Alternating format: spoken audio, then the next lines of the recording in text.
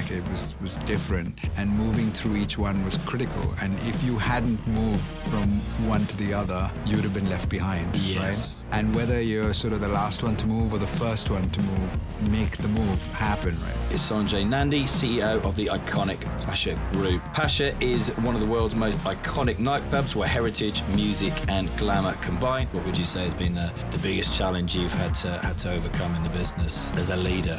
You know, for anyone in hospitality,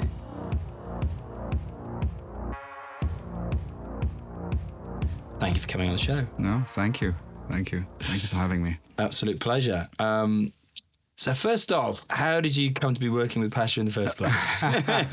Yeah, it's obviously a question I get a lot. I mean, most of my friends would happily trade jobs with me, I bet. except when they see me at the nightclub not drinking, and then it's a different experience. But no, I started at Pacha now. This is my 7th season, so Okay. yeah, 7 years ago. I had actually, if I step back a bit, I started off in finance and banking, and even though I had a real passion for hospitality, which probably started when, you know, growing up around the dinner table at home, and my dad was in the Navy, and he would have for some reason these sort of hosting dinners for foreign dignitaries, politicians, business leaders, and my mom was like a walking, talking CRM, right? Like the customer relationship manager. Yeah. And, you know, and just entertaining people at the dinner table was a big thing. You know, what people like, what wine they drink, you know, who you put next to whom, and that kind of training early on, it really stuck with me. And so it was always, you know, an industry that it's an industry that's highly likable, of course. Yeah. But then, you know, I spent time in finance and banking, but always with my heart in hospitality, trying to do deals on, you know, whether it's pubs, restaurants, etc. So, you know, okay. In that side of banking, and then about 10 years ago, I stepped away to work on sort of new restaurant projects here in London, and I think through some of that experience and some conversations, I got asked to whether I would consider doing like 2 days a week at Pacha in the winter. So, you know, to understand the nuts and bolts of the company and things like that. And I think that, you know, even though it was sort of off season, I think being in Ibiza and understanding what the brand means to everyone was just truly shocking. I mean, it's a brand that I loved and I knew before, but really what it stands for and all the things you said in the introduction, absolutely right. So it started off as a sort of 2 day a week thing, and then of course moved to, you know, I was running operations for a couple of seasons, and then sort of expansion around the world, mostly with the Leo brand, which, you know, we can talk about. Yeah. And then 2 years ago now I've been CEO for 2 years.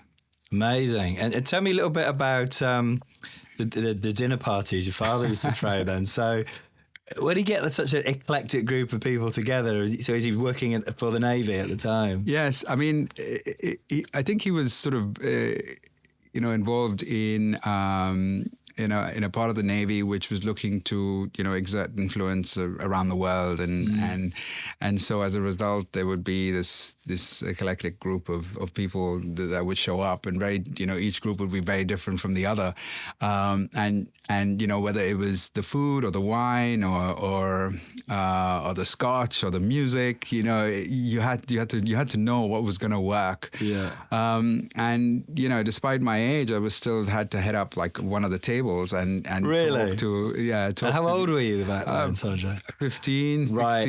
and you know, and of course they would humor me, but for me it was, you know, very serious and very proud, telling all these stories. So yeah, I think that's where it started.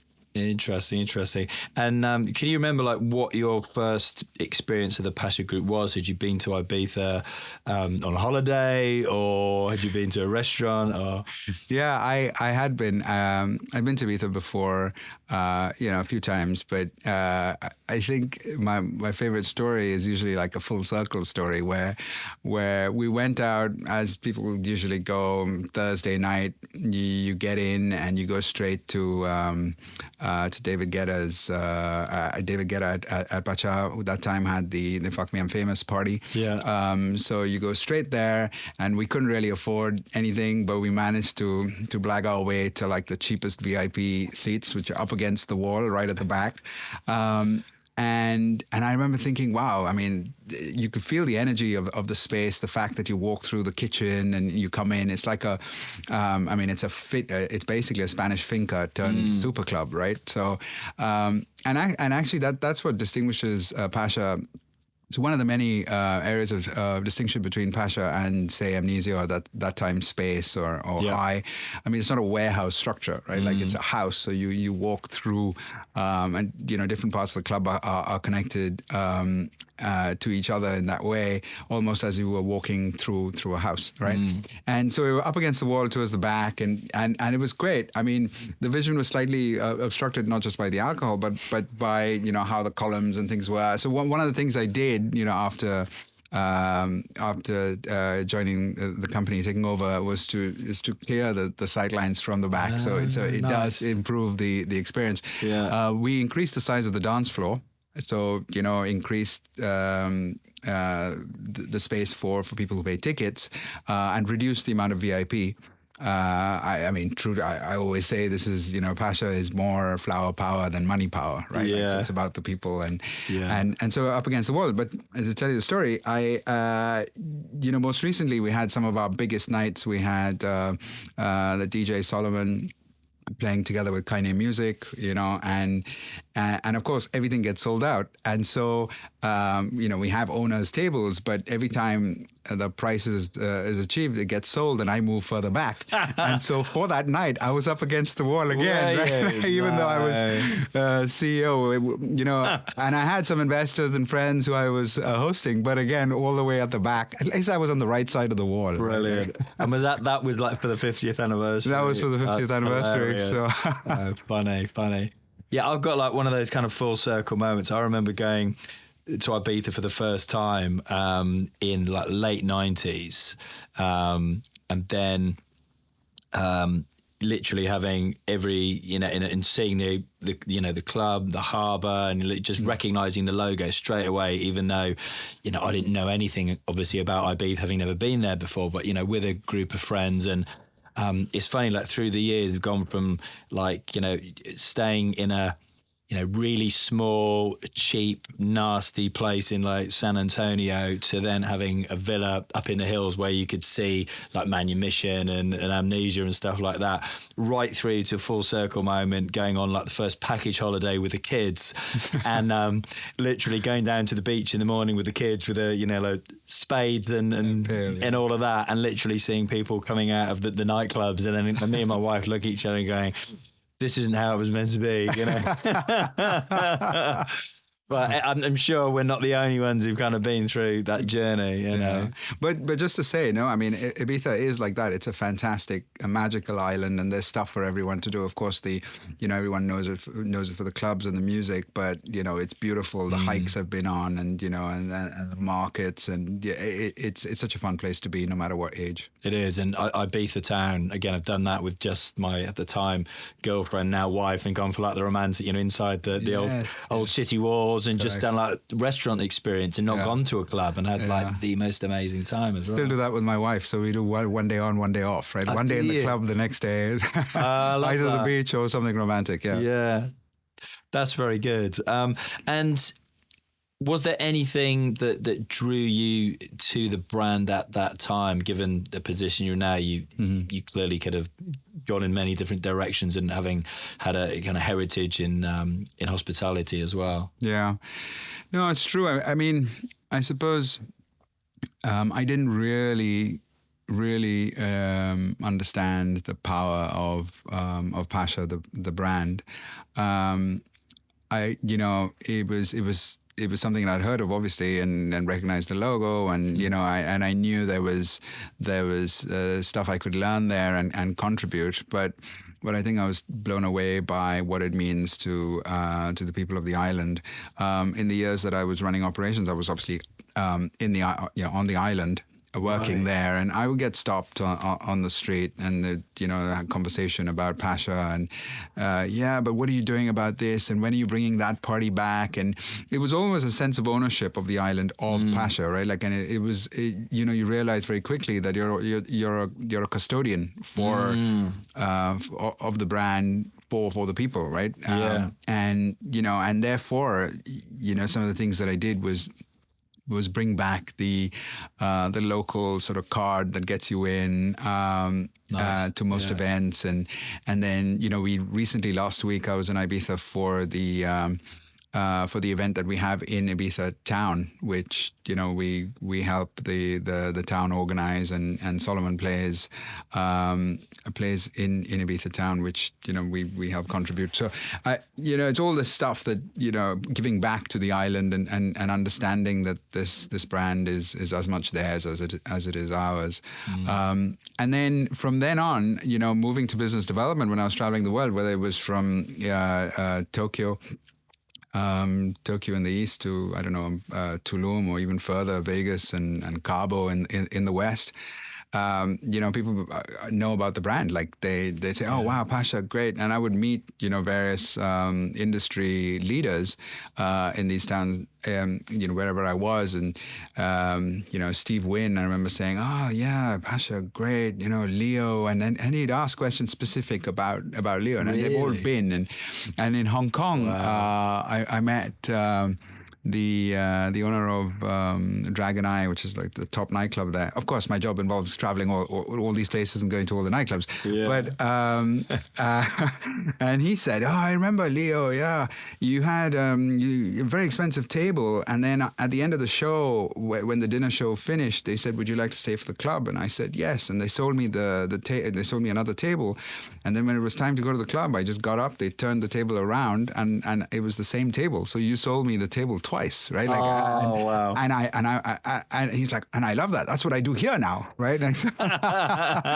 So it's all these things, in terms of how the brand travels both within the island and outside. Great stories. Yeah, Wynn Hotel. That's the best breakfast I've ever had in Vegas. I've been to Vegas a lot with Virgin Atlantic, obviously as well. It's the best breakfast I've ever had over there. I still remember it. I can still picture it in my mind's eye. Yeah, must have been at Sadel's, I think, which is the breakfast place. But okay, yeah. And I always like when you're talking about speaking to the locals in Ibiza town. It reminded me of. Again, I don't know if he still does it because I haven't been in the airline since 2009. But I always remember.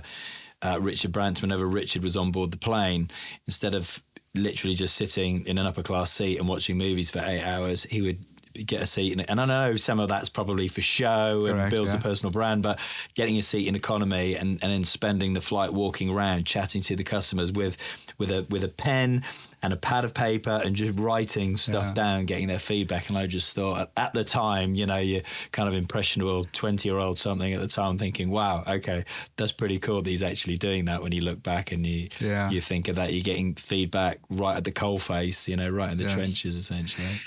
No, I mean, really well said, and he's obviously been one of the guys out there, role models out there to watch in this industry.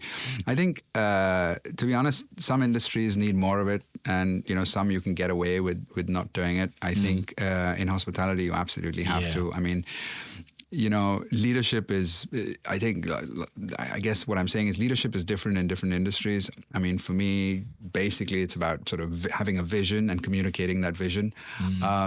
But in hospitality, you have youngsters who are who are client facing, right, and the kitchen staff or the porters who are indirectly client facing, and interacting.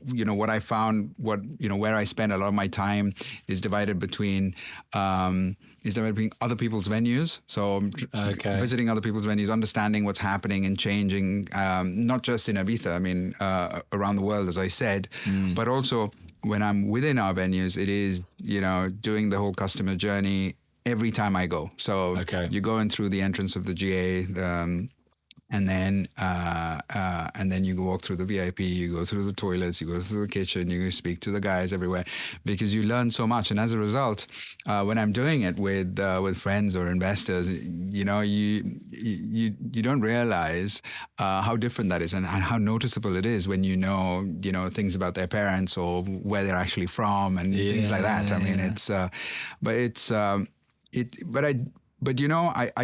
I don't think you do that because it's a nice thing to do. I think you do that because it makes you a better leader, and you understand what the problems are, and you go ahead and fix them. I mean, nothing annoys me more to know that people who are waiters, for example, or managers, spend more time on sort of infrastructure related stuff rather than dealing with clients, right? I mean, so the infrastructure should be fixed, and most of their complaints are not about their actual job, but about them doing something else that's not really their job.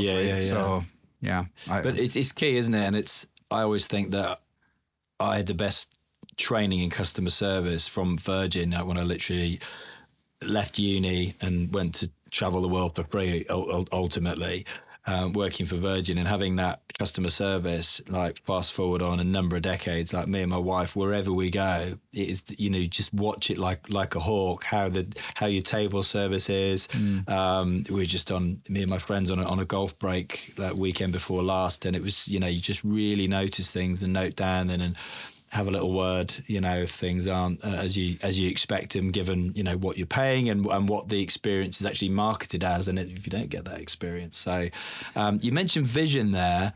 Interested to know, Sanjay, how much of the original vision for Pacha are you familiar with? Like when another Richard Ergel, isn't it? Set the club up in 1973. Yeah, no, it's important. I know this has been said a lot, right? Like, to know where you're going, you need to know where you came from, right? And for a brand like Pacha, it's extremely important.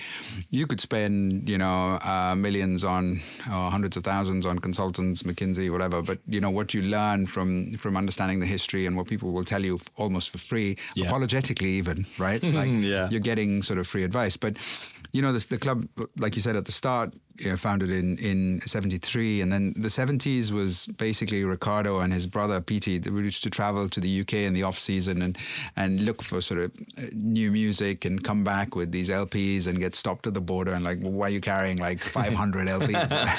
and then they would play the music in the club, and people would love it, right? Because it's music that they hadn't heard before, and wasn't available in Spain, and so it caught on. The 80s was more of the movida culture, so focused around Madrid, Pacha Madrid, and in Ibiza at that time it was two DJs playing back to back into the early hours of the morning, open air.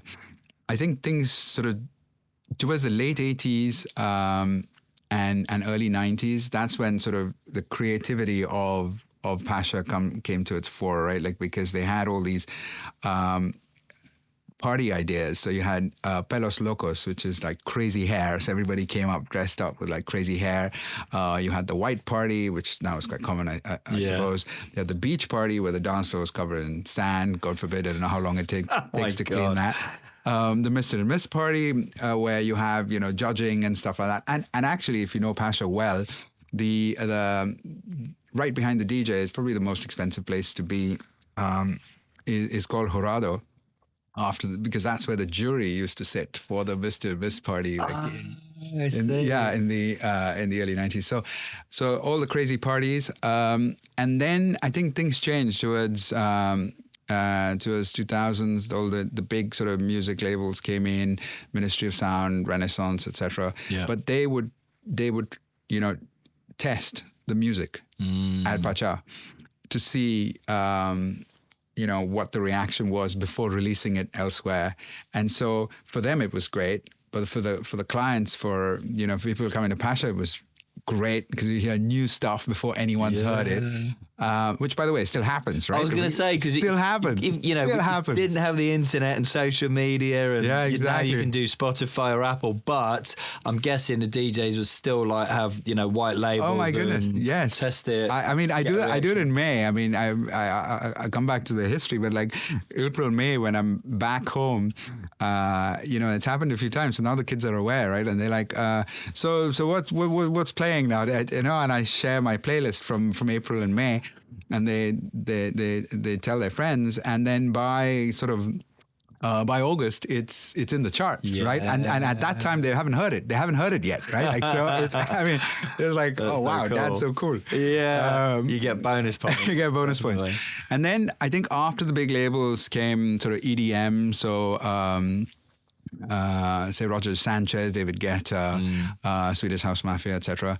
But then at that point, I think it became quite big noise, big rooms, and Pacha sort of moved towards more underground style of music, which is where it is now with Luciano and Solomon. Yeah. And that sort of distinguishes Pacha now. So you can see that over the years, there's creativity constantly innovating. And you still see Pacha sort of moving before, or almost trend-setting rather than following a trend. And it's not that easy. I mean, I've been at the company, like I said, my 7th season, and this year we've got like 7 days a week, all our residencies, like fantastic. And as a result, the great results, best results ever. So really? Yeah. Oh, congratulations. That's brilliant. Good to know. Wow. And do you see that like real resurgence? So we haven't talked about it yet, but coming off the back of a pandemic, and the events industry literally being, mothballed, etc. Do you see that as continuing to, well, clearly with the results, but the demand? Do you see that seen throughout your industry? Yes, I mean, it was a very, very difficult time for everyone in the not just in the industry, but specifically for the industry, and especially the nighttime economy and nightclubs, probably the worst hit. And so I think one of the things I realized, and this is pre-COVID, was how people would say Pacha is just unique. It's all about Ibiza, and it's and so for me the expansion of the group, because we have other brands in there, not just Pacha. The expansion of the group was best served through a concept called Lio. So it's Lio, which in Spanish means crazy or messy. And it's a sort of dinner show. So you have dinner, you watch a show, and then it turns into a nightclub. And so you're there for a longer, period of time. Average length of stay is longer than if you were at a restaurant or if you were at a club. And you don't have to go outside again and stand in line again. And so it's all there. It's all contained. Yeah. And this sort of experiential offering around dinner again is similar to growing up, where we'd have a chat, move to dinner, have dinner, music, dancing, etc. So having the long night where you're entertained all the way through, I think, was key. So taking that brand, I think, through COVID, we had to decide, okay, we're obviously, having to shut down our operations, but we're going to use this time to further develop the concept and to look for, spaces, which was slightly easier to get at that time, in various markets that are similar to Ibiza. So we managed to secure a site in Palma, Mallorca, Tito's, which, has been around 80, 90 years, and it's a cabaret dinner show venue, always has been. And, we've returned that to its glory days. And, if you're ever in Palma, you should come and see it on the waterfront. Fantastic.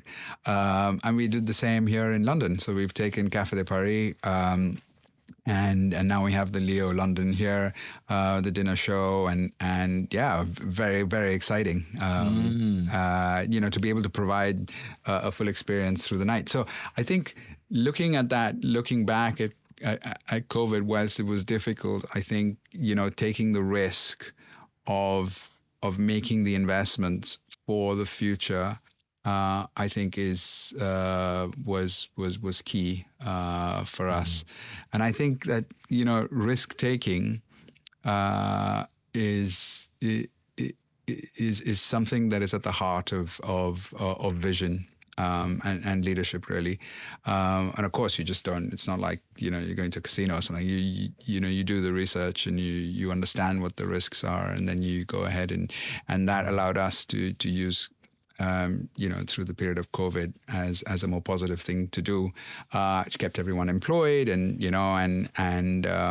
with new projects coming online, and so now when people are sort of coming back to the market, we're already up and ready, and and we're running. So. Yeah, interesting. I was chatting to entrepreneur Simon Gardner recently for the show, and he's had a recruitment business that he's taken to 100 million. In 13 years, 100 million revenue annually. And he was saying, like, during COVID, they were going up against, huge recruitment companies that have been around since the dawn of time. And he said, when everybody else was like furloughing, everybody said yes, but we furloughed those who were part-time or it would really, suited them. But he said, I used this as the opportunity to actually kind of, sharpen my axe, so that when the doors reopened, we were ready. We were already exploring new markets that we could go into. We were going up against, we'd have 16 people in the sales team. We were going up against organizations that had 100 to 1,000 people in the sales team. But because we knew we could compete, because we had that time to bide and do our research and come again, really. So I think those businesses that have been really successful off the back of COVID have done just what you say. I remember seeing literally a couple of weeks ago going past on a boat in Barcelona, the Pacha club there. Yeah, yes. But it reminded me when you're talking about Leo, and I haven't been to Leo, but I'd obviously love to go next time I'm in London. Reminded me of a venue I went to in Amsterdam called Supper Club, and that was being served food, and it was an element of fancy dress with all of the staff there, and then we weren't expecting this, and there was a DJ, and generally, as the evening went on, the beats got faster and faster, and then they threw open these massive doors to a nightclub, and we were just like, woo! Yeah. Away we go, And like you said, you didn't have to go out and queue again. You saw the people queuing to get in the club, but we were already in there, and you kind of felt like you'd won. Yeah. No, and we're very lucky in Ibiza.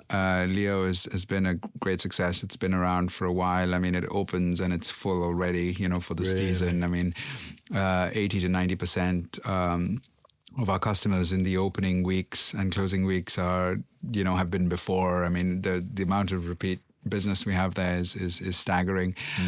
And instead of taking them for granted, we constantly reinvest in the show. And this year, for the first time, the entire show is brand new, right? Like the one in Ibiza, and typically in business you say, okay, that one's making money, just let it run, and let's focus on something else. But that's just the start of something going wrong, right? So you've got so we reinvested and we redone the show there, and then we moved the show around to the different locations. We're now in Mykonos, Palma, Mallorca, like I said, London, Ibiza.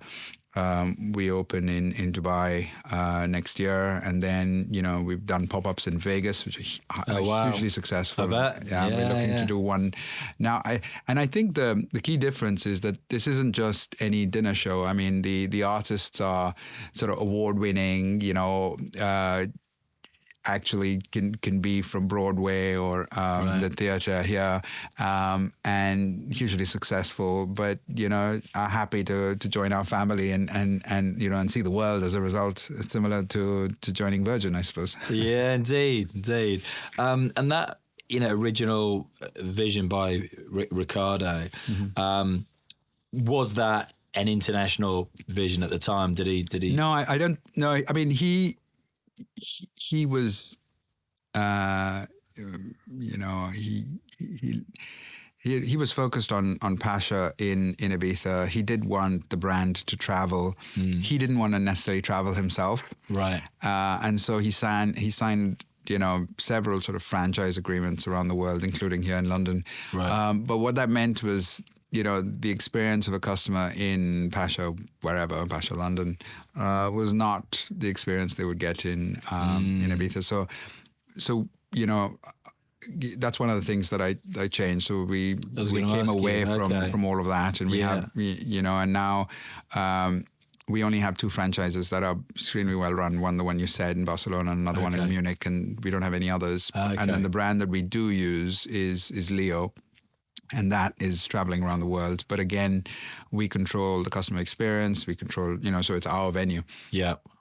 Rather than a franchised or licensed venue. I see. Okay, interesting. And I remember going to Pacha in London as well. Yeah. And when you go and it's not the same experience as when you had in Ibiza, you start questioning. Yes. Yeah, interesting. Okay. So the vision is, so the vision has changed in that respect, but also I think that, again, Ricardo must, genius as he was, and great guy. And, we've had to, I alluded to it at the start, we've spent money on the club again in Ibiza where, it makes money. There's no real reason to do it. But as a result, we've doubled based on the changes we've made, which was to increasing the dance floor, reducing the VIP, increasing the sight lines, refreshing the lineup, the residencies, or the marketing around the world, and the events that we do.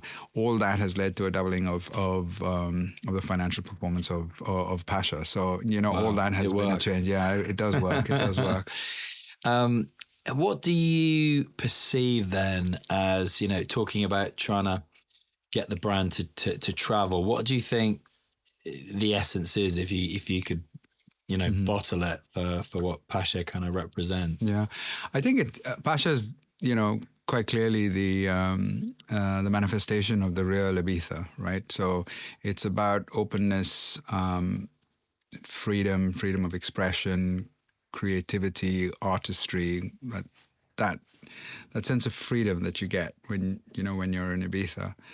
They don't, in Ibiza, you don't necessarily like being, anywhere in the world, you don't like necessarily being put in a box, or so you can do this but you can't do that, etc. And Pacha, even in the VIP, it's very loose. Everyone knows each other, and it's all quite familiar. So I think if we're able to only when we're able to capture that essence would we take the brand everywhere. So you come to Leo London. It's not a new development. It's 95 years old, so it's older than Pacha. It was bombed in the war and rebuilt, right? Yeah, and so it has history there.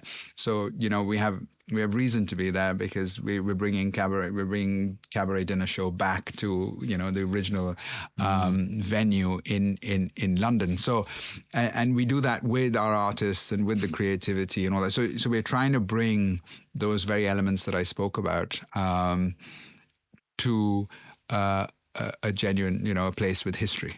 If we combine the two, then I think you have an Ibiza experience. What you'll see. You can tell indeed. Like I said, over 50 years in any business, you're going to have challenges, and clearly the pandemic was one of them. In your tenure, like the last 7 years, what would you say has been the biggest challenge you've had to overcome in the business as a leader of the business? Yeah, of course, for anyone in hospitality, COVID's been the biggest, but we did talk about that. I think trying to use that time, just as your friend did as well, right? To reset and figure out strategically what's important and what you want to look like when you come out of COVID. I think that was important. But at the same time, I think going to an island and sort of understanding that you are a guardian of the brand rather than the owner of the brand, right? I think is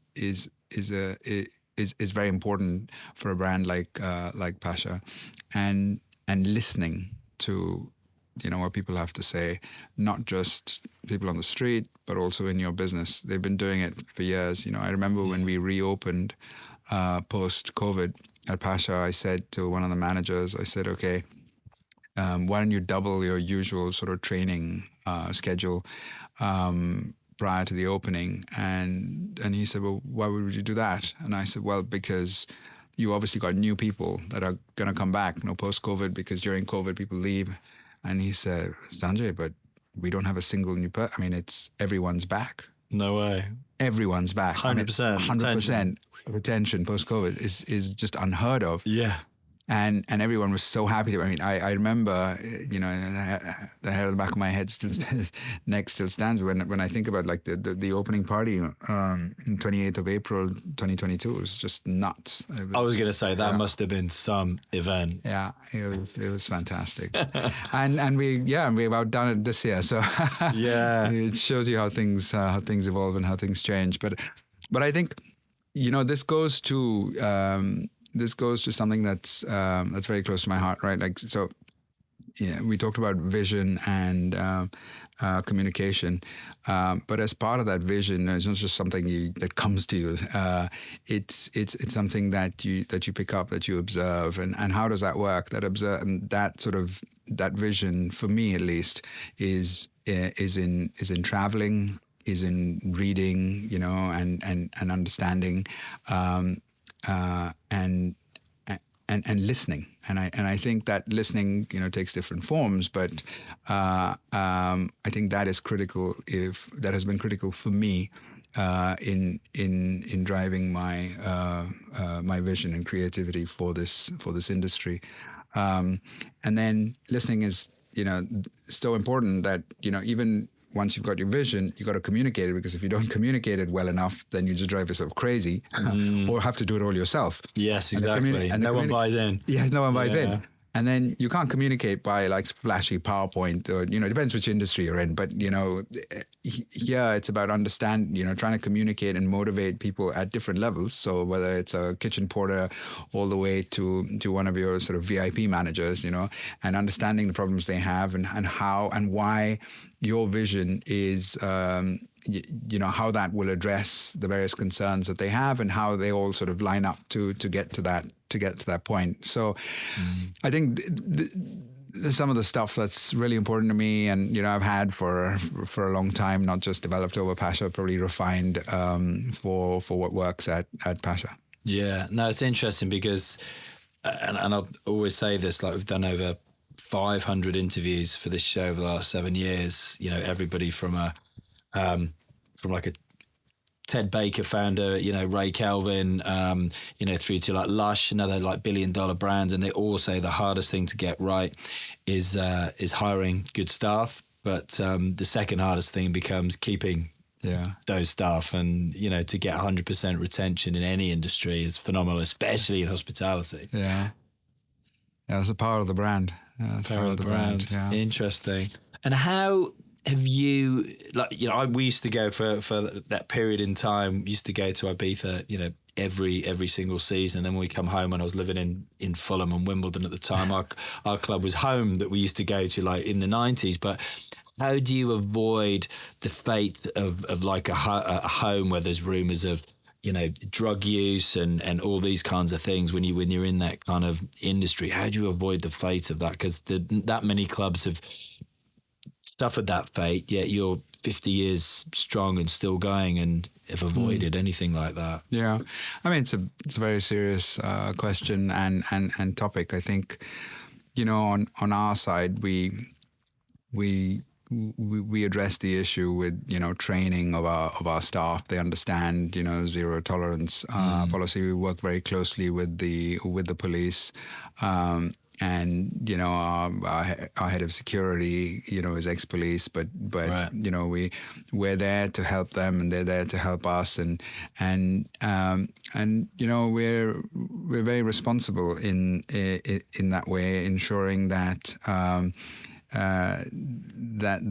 that it is clear to to everyone within the group that it's not part of our culture, right? Like we're there to entertain and to give people a good time by giving them a great experience by the music that they listen to and so it's more about their personalities and how you entertain them.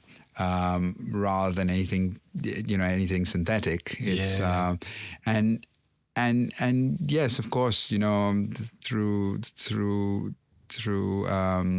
training and through discipline, etc., we're able to have to make examples of zero tolerance. But yeah, it works and people buy into it. But it's a tough subject. Yeah. Must be because there are that many programs over the years that you've seen on British TV of Brits going over there and literally going completely over the top, excess, etc. And then you've got that relationship obviously with the council, I guess, on the island and the police, and it's a balancing act, isn't it? Because they want the revenue that tourism brings, but equally they don't want the island to be, portraying a bad image to the outside world, do they? So you've got your part to play, I guess, within that and the other.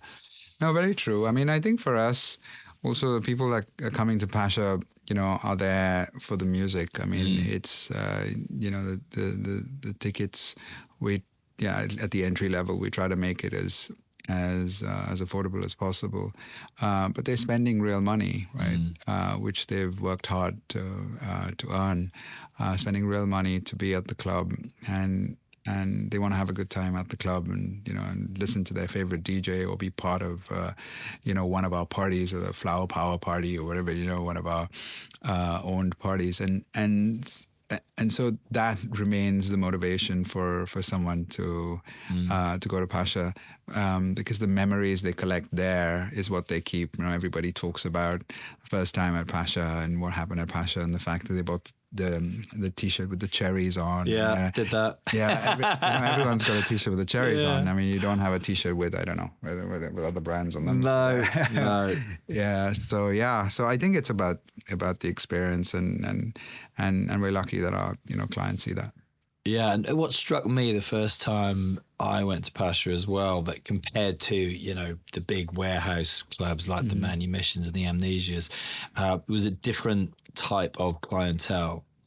That it appeared, and I didn't know this at the time, but just noticing it with friends, that one, it wasn't like an 18 to 21-year-old audience, it was an older audience, but it was also appeared to be a mix of Spanish and international, not just 18 to 29-year-old Brits, for example, and Germans. It's still the case. I mean, is it? Yeah, we have a very diversified sort of client portfolio from different countries, and of course they all add to the wonderful experience and atmosphere there. But it's it's an older crowd for sure, but it's across all the age groups. So you go to a Flower Power, which is like 60s and 70s music. You have like parents there with their kids, kids above the age of 18, of course. All of them enjoying themselves together. Maybe the parents in VIP and the kids in GA or something like that. I mean,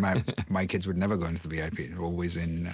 Right. Yeah. No, we definitely got to the stage where it was like we're only. Then this is like my other friend. We're only going if we're going like VIP. You want to sit down and enjoy it at your own pace, and dip in and dip out. That kind of attitude.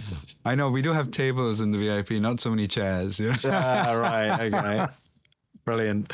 And you obviously have had the history of Pacha, intertwined into your own story. When would you say, when you kind of look back, when would you say was like the turning point or one of the big turning points where Pacha truly became iconic? Would you say it was like back in the 80s, 90s, or was it the 2000s when the bigger labels came in and everything just got amplified, didn't it? And then we're on the dawn of the internet and social media, and everything's more, what's the phrase I'm looking for? Accessible. Yeah, I don't know. I really think that the different stages are quite quite important as Pacha sort of evolved through those years, and it's almost sort of an exact sort of 10 years apart in each time. So, every decade was different, and moving through each one was critical. And if you hadn't moved from one to the other,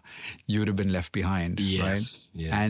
And whether you're sort of the last one to move or the first one to move, or almost make the move happen, right? Like when, going backwards, if, the move from EDM to sort of underground music, I mean, it wasn't in big clubs before, and Pacha made that move, and it was hugely, hugely successful. Also, the kind of clients and customers we have, it's more suited to that, which is why you don't have the 18 to 21. Yeah, right? yeah. Like, so I think in every sort of decade, there's been something that's been important, and I think and that is key to longevity. You don't, like you said, you don't have nightclubs that are 50 years old, right? They all sort of 1, 2, 3 years, well done, and then you sort of rebrand, or you get shut down because of problems, and you stop investing, or you forget what's important to you. And here, I think innovation, like, freedom of expression, openness, all that just keeps getting sort of reiterated into training at Pacha. So, I'm sure over the next, as we get to, 2030, there'll be something else, and we move on from there. So I think for the company itself, I think Ricardo's stepping back in 2017, which is when I came on,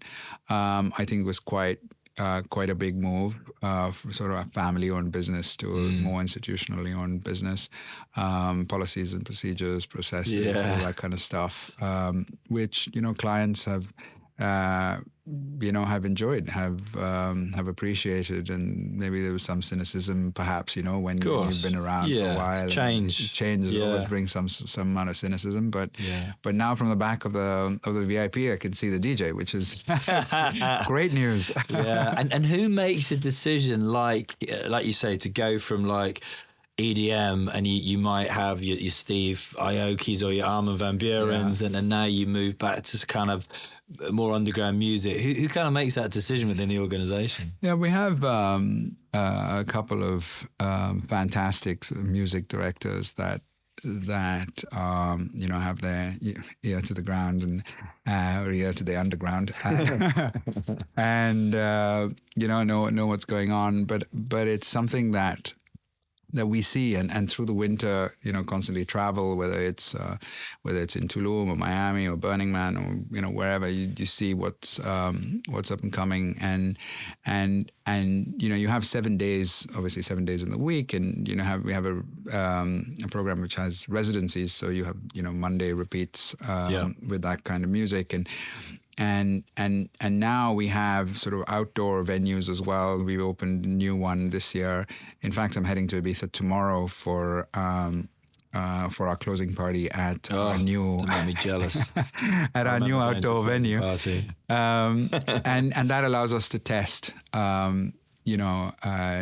new styles and new types of music. Where is the outdoor venue then? It's in the Beni Musa Hills, so towards San Antonio, but up on the hills. So you used to go like 360. Oh wow!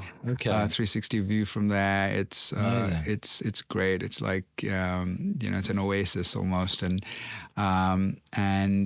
it's big. So even though you can have 2,000-3,000 people, it doesn't feel claustrophobic. And it's open air, right? Like so, and it's called El Cielo, so the sky, and some great events there. So I'm there for that tomorrow. And how long are you there for? Just for tomorrow, and then I'm back. Okay. I'm back here for Leo. It's a busy schedule. We've got Nick Fanciulli, another famous DJ, playing at Leo London on the 29th on Friday. So you're gonna be back for that. Nice. And is Pacha currently where you would like it to be as CEO, and having come in 7 years ago, having an understanding of what the original vision was, opening, different brands under the group as well. Leo sounds fantastic. Yeah, interesting to know, is it where you want it to be? And is there anything more you'd like to do? Yeah, it's a great question. It's a long question, probably. I think I am so happy with, what we've achieved in these 7 years, and the business has doubled compared to 19, which no one really in hospitality can say. And we've achieved that, with innovation and creativity and investing in our clients and in our product. So I'm very happy with where that is. I think maybe some ancillary stuff that we can do around, because our community, the Pacha community, is so widespread, and to be in touch with them like throughout the year, not in some sort of membership, but like a community where you don't necessarily have to pay for it, but we're all sort of kept together with news, information, new releases, music, using music as a tool to, because Pacha is becoming a bit of a sort of lifestyle. We also have a fashion label, which the t-shirts with the cherries and a little bit more. And why wouldn't you? And so being able to connect, I think the community is one of the projects that I'm working on, and also and also sort of more work around ESG. I know it's a bit of a cliche, but hospitality historically haven't been at the forefront of doing things that are sort of sustainable, and Pacha. I want to make sure that Pacha is a trendsetter there as well. Yeah. So I think around technology, connecting the community, the Pacha community, and further work around sustainability and looking after the island that gave us Pacha. Being the custodian as you are. Correct. Last couple of questions. Share with us one of your favourite Pacha memories. Difficult, I'm sure, but... Yeah, I think I told you like the full circle story, which for me is always front of mind, and which is why I brought it up. The other being sort of that's within Pacha, and outside of Pacha, the story of the owner of Dragon Eye, sort of the Leo moment. I think that is quite stunning to know how far the concepts travel. But I think for me the reopening, when we opened post-COVID on the 28th of April, I think that event was just unbelievable. I mean, all our sort of regular clients returned, and we had some new clients, and it's just a fantastic moment of coming together after such a difficult time, and no one really knew who was more grateful, right? Like, us for the clients, or the clients for us to be putting on such an amazing show, and we're very lucky to have not just the talented DJs, but the staff that make it all work, and people come back and feel comfortable at Pacha, because of course it's a house, but the house usually has a family, and the family is the staff that have been working there for many years. So yeah, Pacha definitely wouldn't be what it is today without the people that work there. Nice. And I always ask my guests as well, in your own career, this could be, or it could be just your career in Pacha, has there been any screw it, just do it moments, like an aha moment that took you from kind of where you were to where you wanted to be? Yeah, I'd say for me, the big moment, two big moments, I'd say. One was sort of, in finance, private equity, and knowing that my heart was in hospitality, but you get used to a certain lifestyle in banking, and to say, what, I know it's the most, it's one of the most competitive industries to be in, and there are more failures than successes. But screw it, I'm just going to do it, and moved across into hospitality, and then when one thing led to another, and I had the chance of working full time through a summer, which meant being awake every single night through the summer. It was 140 days of 6 a.m. sort of going to sleep at 6 a.m. With my family here, we're coming across once in a while to see me. That was a big decision, but and I just thought, again, screw it, let's just do it. I love it. Fantastic. Well, look, Sanjay, it's been super cool getting you on. I knew this was going to be a good conversation, so I'm glad we found a date that fit into your schedule, which I thought my schedule used to be crazy at Virgin Atlantic, and then you realise that those frequent flyers are flying way more than you are. Correct. So, how do you, any tips for sleeping, jet lag, anything like that? I never stay more than one night or 2 nights. So I try and stay on the original time zone. Or if I'm going to Miami, it's more difficult because I need to stay up at night. But you just do it for 2 nights and you come back. I mean, not to plug Whoop, but I've got Whoop that tells me I need to sleep often and or not. And I listen to the Whoop podcast, funnily enough, as well. I'd like to interview the founder of Whoop. Yeah.